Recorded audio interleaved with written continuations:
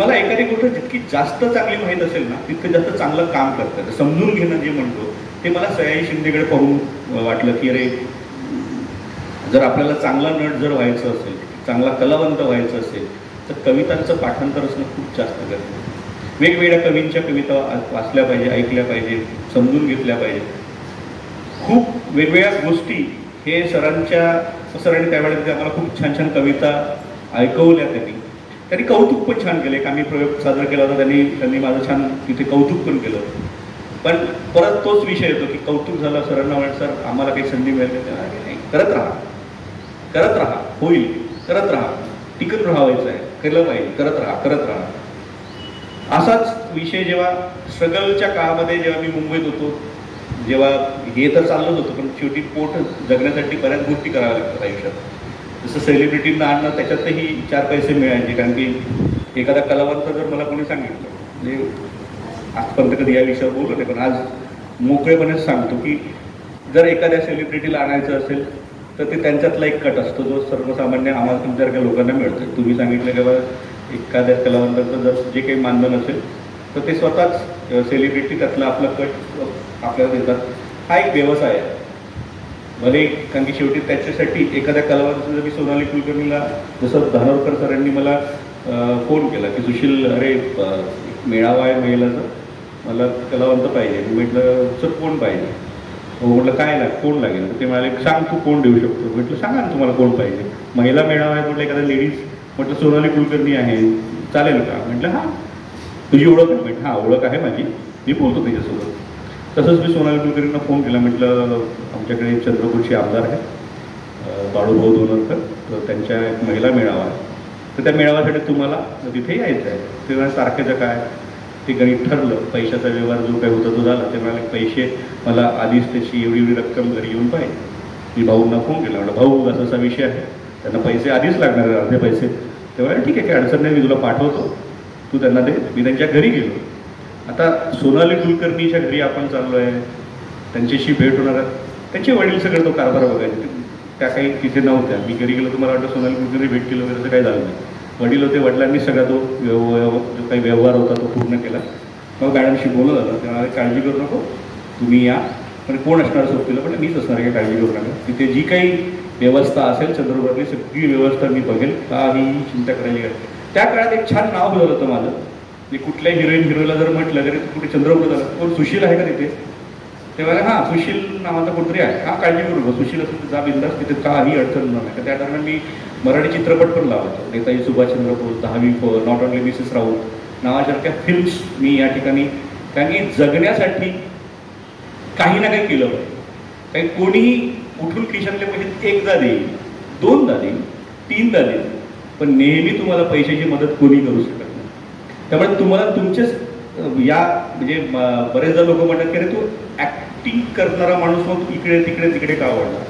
त्याचं कारण आहे, घरून काय आपल्याला बांधलेला पगार, 3 भाऊ, वडिलां सरकारी नोकरीवर, त्यातल्या त्यात ते प्रामाणिक, त्याच्यामुळे वर कमाईचा विषय नाही. जे काही आहे त्याच्यात ते समाजसेवी, त्याच्यामुळे त्याचे अर्धे पैसे त्यात जाणार आहे.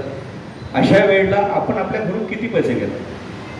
माझे एक काका होते वंजारी म्हणून, त्यांनी मला एक फार छान, त्यांची इथे एक सहकारी संस्था होती, मी त्यांना नेहमी पैसे घ्यायचो, 10,000 द्या काका, 15,000 द्या, 20,000 द्या.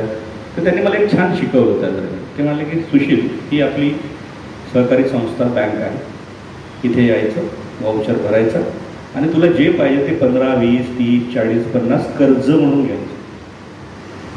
फक्त कर्ज होईल ना काका? हो ना, होऊ दे. कसं आहे म्हणजे जर तू कर्ज घेशील ना, की बँक तुला कधीही म्हणणार नाही की मी तुला पैसे दिले. तर काका, भाऊ, दादा, ताई, मावशी, मित्र, परिवार हे म्हणतील की मी तुला पैसे दिले, माझ्या पैशामुळे तू केलंस, असं बँक म्हणणार नाही. त्याच्यामुळे तू बिनधास्त काम कर आणि तुला टेन्शन पण राहील की या बँकेचं कर्ज वाढत आहे, तुला आणखी मेहनत करता येईल. ती गोष्ट छान डोक्यात बसते. वेळ टाकली, जायचं, कर्ज घ्यायचं आणि आपलं काम करायचं, पैसे कमवायचे आणि कर्ज फेडायचं. ही सवय इतकी छान लागली ती आत्ता बंद लागली. कर्ज घ्यायचं, कर्ज लोक म्हणतात कर्ज नाही घेतलं पाहिजे या भांगेत नाही, पण हे मी शिकलो त्यांच्याकडे की कर्ज घ्यायचं. तुम्ही जर मोठमोठ्या जसं चौकट राजा नावासारखी फिल्म आहे, स्मिता तळवकरांचा इंटरव्ह्यू तुम्ही बघा.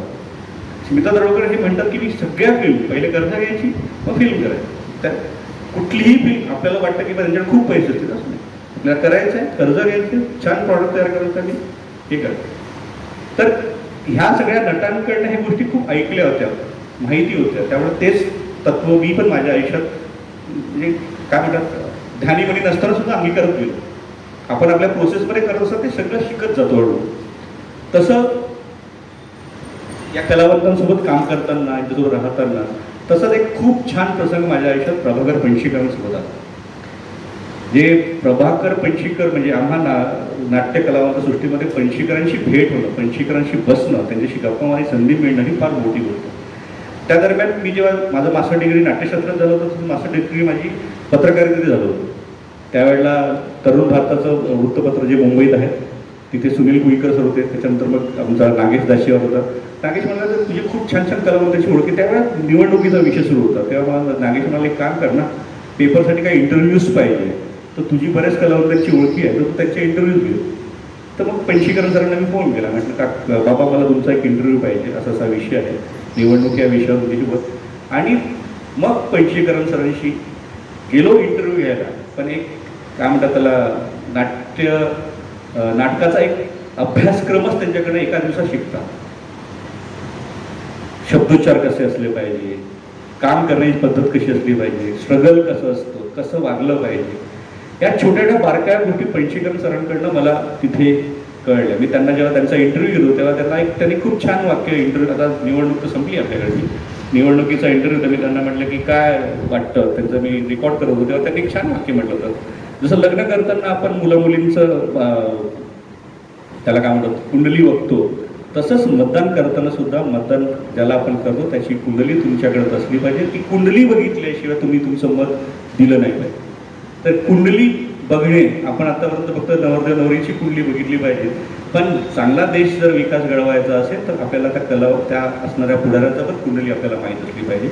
इतकं छान त्यांनी तो एक इंटरव्ह्यू माझ्याकडे संग्रही माझ्याकडे आहे, की तो लेखही छान छापून आला होता. तर या निमित्तानं का असेना पण पणशीकर सरांची भेट झाली. एक जवळपास 2-2.5 तास त्यांच्या घरी मी होतो. फार त्यांनी असं नाही की बा कुठेही बाहेरचा व्यक्ती आला, पत्रकारांना तसंही कलावंत खूप मान द्यायचे, तर मी पत्रकाराच्या रूपात तिथे करले असल्यामुळे माझा एक मान तिथे वेगळाच होता. पण मी सोबत माझ्या मनातला कलावंत मात्र जिवंत होता, किंवा पणशीकर समोर बसलेत आणि त्यांच्याकडनं काहीतरी आपल्याला गोष्टी मिळाल्या. बऱ्याच गोष्टी त्यांनी त्या पद्धतीनं समजून सांगितल्या. मला या मोठ्या मोठ्या कलावंतांचं मोठं असणं काय असं वाटलं, त्यांचं साधेपण. मी अशोक सरावांना बघितलं, लक्ष्मीकांत बेड, हे बघा तेही आपल्यासारखे माणसं आहेत. बरेचदा खूप प्रॉब्लेम्स किंवा खूप बऱ्याच गोष्टी आपल्याला कलावंताबद्दल ऐकायला मिळतात. तर मलाही वाटायचं की रे ह्यांच्याकडनं चुका होत नसेल, हे यांच्याकडे चुका होत नसतील बा, कारण की आपण त्यांना देवाचा दर्जा देऊन ठेवतो. आपण त्यांच्याकडे बघताना ते कुठेतरी फार मोठे व्यक्ती, त्यांच्याकडे चुका होऊच शकत नाही असं म्हणून आपण त्यांच्याकडे बघतो, म्हणून आपल्याला असं वाटत असतं. पण तेही सर्वसामान्य माणसारखेच माणसं आहेत, आपल्यासारखेच माणसं आहेत. जे मी तुम्हाला म्हटलं की रेडिओच्या जमान्यात असल्यामुळे आपल्याला असं वाटतं की बापरे काय कलावंत असतील, हे खरंच जेवत असतील का, खाताना भाजी पोळीच खात असतील का, हे नेहमी कलावंत बाबतीत प्रत्येक माणसाच्या मनामध्ये प्रश्न येतात. तसंच त्याच्याबद्दल तशीच एक ओळख जी अजूनही आहे माझ्यासोबत आहे, श्रीकांत देसाई. तुम्ही 4 दिवस सासूचे नावाची सिरियल बघत असाल, किंवा त्या खूप गाजलेली रोहिणी अटंगडीची सिरियल होती. श्रीकांत देसाई म्हणून सुशांत सुभेदारचं ते कॅरेक्टर करायचे. श्रीकांतजी म्हणजे मेंटोर असल्यासारखे मुंबईत अजूनही आहे. माझ्या लग्नालाही दोघे नवरा बायको चंद्रोबर झाले होते. इतकं घरगुती संबंध त्यांच्यासोबत आहे. कधी भूक लागली, काय वाटलं तू घरी ये. हे व्यक्तिमत्व जेव्हा आपण टीव्हीवर बघतो तेव्हा त्यांचा साज वेगळा असतो, पण सर्वसामान्य माणसाच्या आयुष्यात ते इतके सिंपल, त्याचं साधेपणच. श्रीकांत देसाई सरांकडे इतक्या ठिकाणी त्यांनी मला घेऊन गेले. मग मी विजय चव्हाणांसोबत श्रीकांत देसाईंमुळे जाऊ शकलो, भेटू शकलो, बोलू शकलो. विजय चव्हाणांना तर त्यांच्या गुटख्यांची जी सवय होती, गुटखा खाऊन त्यांचं जे काही चेहरे जे हाल झाले तोंडाचे, गुटखा खाऊ नका हे मी, कारण की इतकं बघितलं विजय चव्हाणांना की गुटखे खाताना त्यांना आवडीचं पोपडीचं मटण त्यांना खूप आवडायचं. विजय चव्हाणांना ते स्वतः बनवायचे. वैभव मांगले आणि भारत गणेशपुरे यांच्यासोबत मी एक सिरियल केली होती, तेव्हा वैभव मांगले सरांना सुद्धा नॉनव्हेज बनवायचं आणि आपल्या टीमला बनवून खाऊ घालायचं. हे सगळे खवय्ये मंडळी असतात, त्यांना खूप वेगवेगळे जे व्यंजन आवडतात, तेही आपल्यासारखेच लोक आहेत. त्यांना खायला आवडतं, बोलायला आवडतं, चर्चा करायला आवडतं. हे सगळं जरी खरं असलं तर मात्र आपल्या कामाबाबतीत मात्र ते प्रचंड प्रॉम्प्ट असतात. म्हणजे मी विजय चव्हाण सारख्या व्यक्तींना बघितलं की ते असं एक स्क्रिप्ट बघायची, फक्त खालून वरपर्यंत बघायचं आणि पाठ व्हायचं. म्हणजे मी विजय चव्हाण सरांना मी ते विचारलं शेवटी की म्हटलं ते कसं पाठ होतं. ते म्हटलं नाही रे, आता रोज काम करून होऊन जातं ते, की हां फक्त ते यायचे विचारायचे का इथून मला यायचं, इथे थांबणार आहे, इथे मी बोलेल, अच्छा तो तिथून येईल, तिथे जाईल, अच्छा इकडे जाईल. हे सगळं फक्त जागा समजून घेणे विजय चव्हाण करायचे. मी स्वतः ते बघितलं तेव्हा मी भारावून गेलो. हे म्हणजे असं एक येऊन त्यांना अर्धा तास झालं होतं आणि फक्त स्क्रिप्ट चाळली, बघितलं, जागा समजून घेतला आणि शूट स्टार्ट झालं. आणि त्यांनी आपला आहे ते 15-20 मिनिटाचं काम त्यांनी एकही चूक नव्हतं, आजूबाजूचं करतं ते नाही चुकत. काम कसं केलं जातं, काय लक्षात ठेवलं गेलं पाहिजे, क्ल्यू कसे लक्षात ठेवले गेले पाहिजे, हे मात्र विजय चव्हाण सरांकडनं मला बऱ्याच गोष्टी त्यातनं कळायला. असंच प्रदीप